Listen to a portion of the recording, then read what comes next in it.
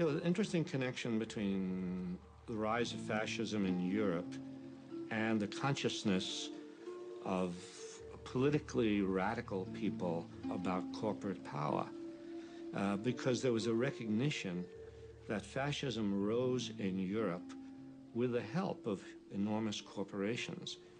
Mussolini was greatly admired all across the spectrum. Business loved him. Investment shot up.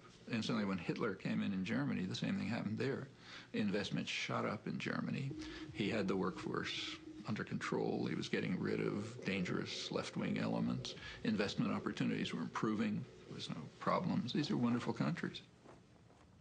I think one of the greatest untold stories of the 20th century is the collusion between corporations, especially in America, and Nazi Germany. First, in terms of how the corporations from America helped to essentially rebuild Germany and support the early Nazi regime, and then, when the war broke out, figured out a way to keep everything going. So General Motors was able to keep Opel going, Ford was able to keep their thing going, and companies like Coca-Cola, they couldn't keep the Coca-Cola going, so what they did was they invented Fanta Orange for the Germans. And that's how Coke was able to keep their profits coming in to Coca-Cola. So when you drink Fanta Orange, that's the Nazi drink. That was created so that Coke could continue making money while millions of people died. When Hitler came to power in 1933, his goal was to dismantle and destroy the Jewish community. This was an enterprise so fast that it required the resources of a computer. But in 1933, there was no computer.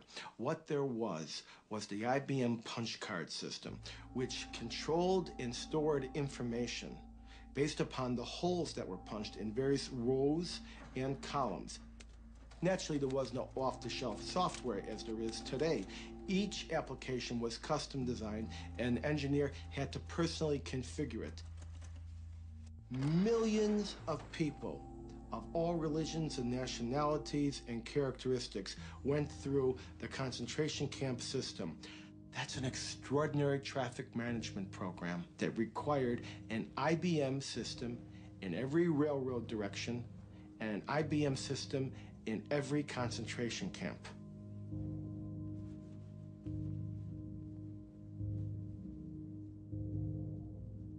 Now, this is a typical prisoner card.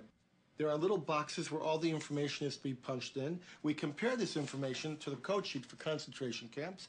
And here you see Auschwitz is 1, Buchenwald 2, Dachau is 3. Now, what kinds of prisoners were they? They could be a Jehovah's Witness for 2, a homosexual for 3, communist for 6, or a Jew would be 8. Now, what was their status? 1 was released, 2 was transferred, 4 was executed, 5 was suicide, and 6. Code 6.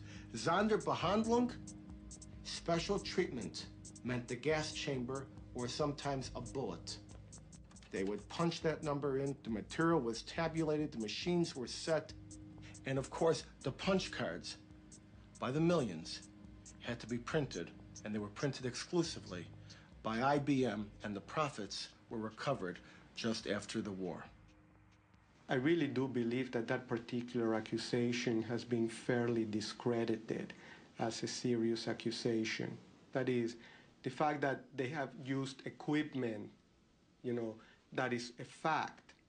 But how they got it, how much cooperation they got, and any kind of collusion trying to connect dots that are not connected, I think that's the part that is discredited.